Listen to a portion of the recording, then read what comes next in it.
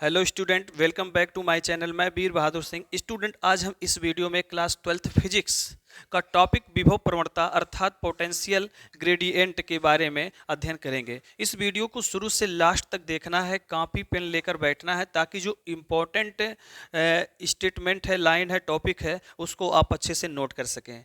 यदि आप हमारे चैनल पर नए हैं तो हमारे चैनल को लाइक करें, कमेंट करें, सब्सक्राइब भी करें। या सब्सक्राइब नहीं करना चाह रहे हैं तो लाइक कमेंट अवश्य करें।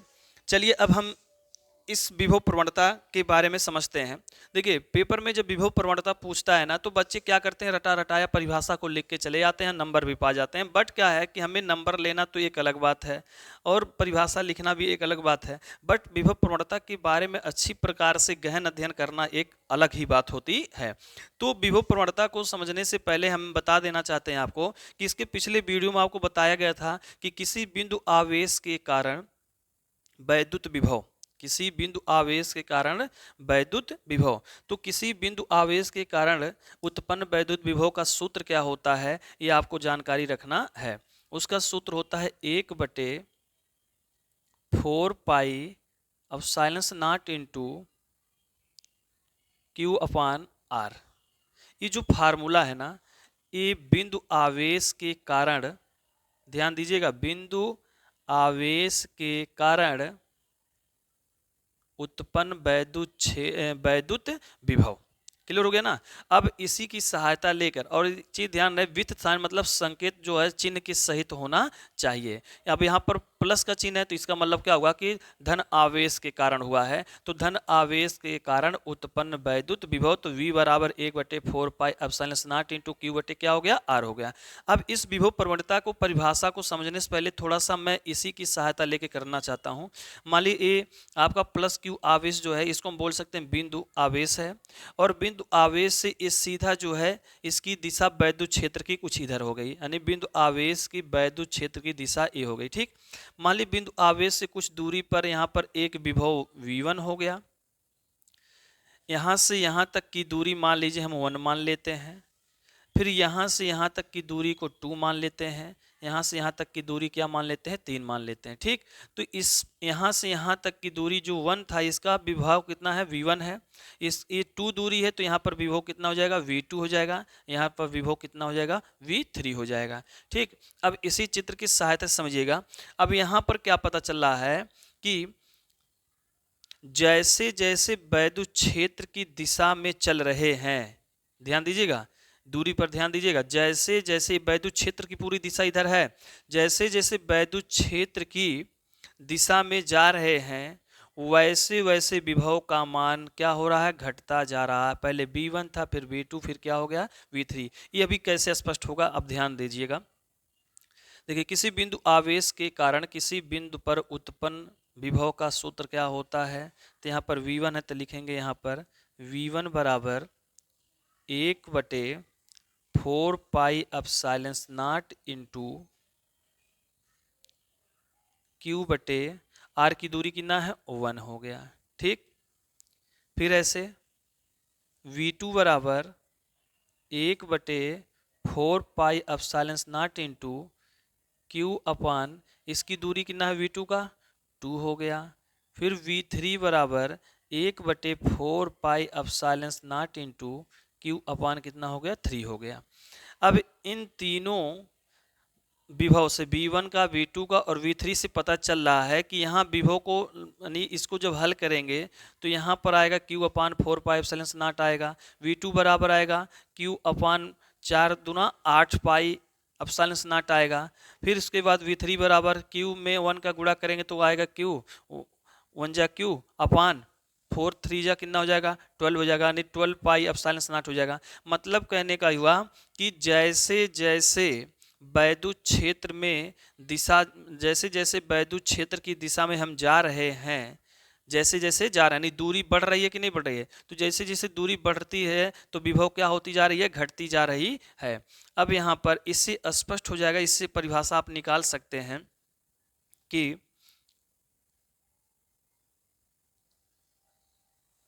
अब परिभाषा यहाँ बन जाएगा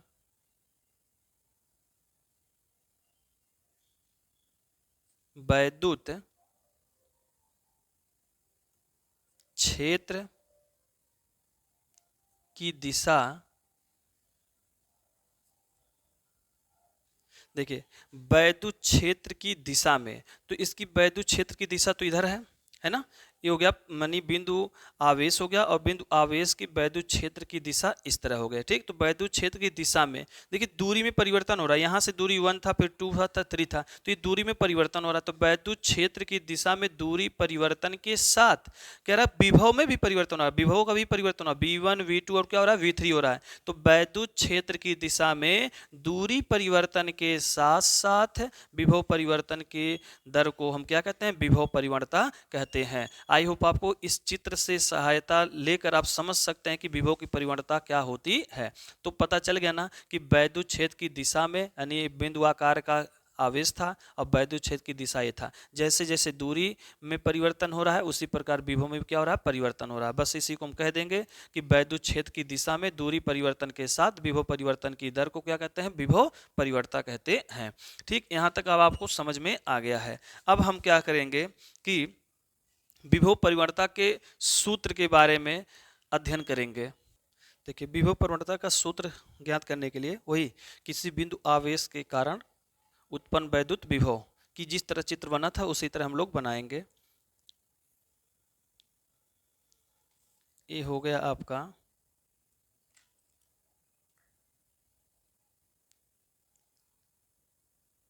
प्लस क्यू आवेश हो गया, और इस प्लस क्यू आवेश से आर दूरी पर एक बिंदु क्या मिल गया, P, और P बिंदु पर विभव उत्पन्न होगा, तो यहाँ V लिख देंगे, कोई दिक्कत नहीं है।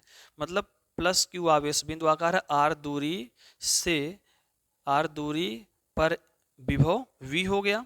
और हम क्या करेंगे, इसी दूरी को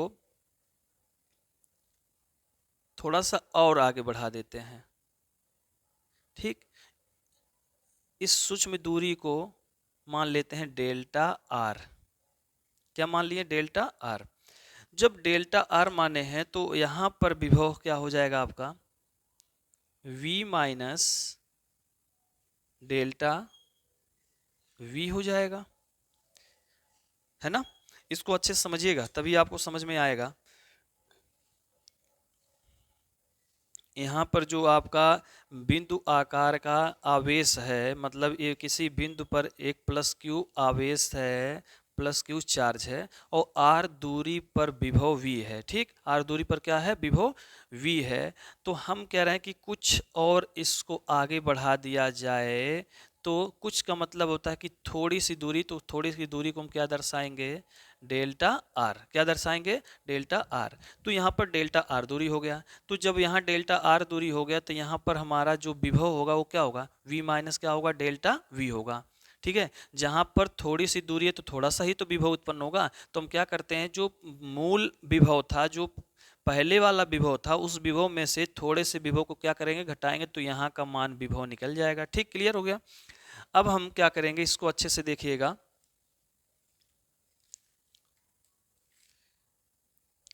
अब ये पूरा टोटल यहाँ से लेकर यानी प्लस क्यू आवेश से लेकर इस विभव तक की पूरी टोटल दूरी क्या हो जाएगी, तो यहाँ हो जाएगा R प्लस डेल्टा R। ठीक, समझ में आ गया यहाँ तक। अब हम परिभाषा के अनुसार सूत्र लिखेंगे। तो विभव परिवर्तनता बराबर विभव प्रवणता बराबर होता है विभव परिवर्तन बटे दूरी परिवर्तन। विभव प्रवणता बराबर विभव परिवर्तन बटे क्या होता है, दूरी परिवर्तन होता है। तो यहाँ पर हो जाएगा अब आपका विभव परिवर्तन। तो विभव परिवर्तन क्या होगा, ध्यान दीजिएगा। जब विभव परिवर्तन कहेगा ना, तो हम क्या करते हैं, जो पूरा जहाँ लास्ट तक जो विभव निकलता है, या बोल सकते हैं कि पूरे में से हम क्या करते हैं, पुराने वाले विभव को क्या करेंगे, घटा देंगे। तो यहाँ विभव परिवर्तन जब पूछेगा तो v माइनस डेल्टा v, यहाँ तक था, लास्ट तक था। अब इसमें से हम क्या करेंगे, मूल वाले को घटा देंगे तो हो जाएगा v बटे, अब ऐसे दूरी में परिवर्तन कह रहा है तो दूरी में परिवर्तन हम क्या करेंगे, ये पूरा टोटल दूरी कितना है, r प्लस डेल्टा आर। कितना परिवर्तन हो रहा है तो हम घटाएंगे तभी तो पता चलेगा, तो माइनस आर। क्लियर हो गया। अब यहां से आपको पता चल गया होगा कि प्लस v और माइनस v दोनों क्या हो जाएंगे, कैंसिल हो जाएंगे, और इधर प्लस आर और माइनस आर कैंसिल हो जाएगा। तो बचा आपके पास क्या, इधर बचा माइनस डेल्टा वी बटे डेल्टा आर। ठीक, यहां तक समझ में आ गया। अब यहां से आपको पता चल गया होगा कि विभव प्रवणता क्या होता है, विभव प्रवणता का सूत्र क्या होता है। तो विभव प्रवणता बराबर होता है, यहां मैं लिख दे रहा हूं, विभव प्रवणता बराबर माइनस डेल्टा वी बटे डेल्टा आर। इसको आप आयताकार बॉक्स में क्या कर सकते हैं, बंद कर सकते हैं।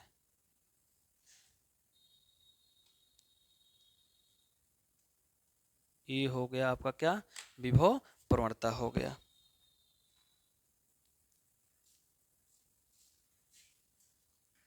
ठीक, आई होप आपको यहां तक समझ में आ गया होगा। इसका मात्रक देखिए कैसे निकालना है। इसका मात्रक देखिए, v से विभवांतर होता है ना, तो विभवांतर का मात्रक क्या होता है, v से विभव भी होता है, v से विभवांतर भी होता है, इसका मात्रक वोल्ट होगा। तो यहाँ हो जाएगा मात्रक वोल्ट, बटे का मतलब प्रति, उसके बाद r मतलब दूरी है, दूरी का मात्रक क्या होता है, मीटर होता है। तो इसका मात्रक वोल्ट प्रति मीटर, या लिख सकते हैं आप न्यूटन प्रति कूलाम। ठीक, और यह एक कैसा राशि है, ये भी ध्यान रहे, यह आपका, यह सदिश राशि है। कैसी राशि है, सदिश राशि है। इसकी दिशा अगर पूछा जाए, लिख सकते हैं नोट में, इसकी नोट, इसकी दिशा निम्न विभव से, निम्न विभव से उच्च विभव की ओर होती है। इसकी दिशा निम्न विभव से किधर, उच्च विभव की ओर होती है, ये आपको याद होना चाहिए। ठीक, क्लियर हो गया यहाँ पर। अब हम विभव, विभव प्रवणता की विमा ज्ञात करने जा रहे हैं। विभव प्रवणता की विमा, तो ऐसे लिखेंगे, विभव प्रवणता की विमा बराबर डेल्टा वी दिया ना, डेल्टा वी मतलब विभवांतर, तो यहां लिख देंगे विभवांतर की विमा बटे दूरी की विमा। तो आपको पता होगा विभवांतर की जो विमा होती है वह होती है यम यल पे 2 टी पर -3 ए पर -1 बटे दूरी की विमा होती है यल। अब ये हो जाएगा बराबर यम,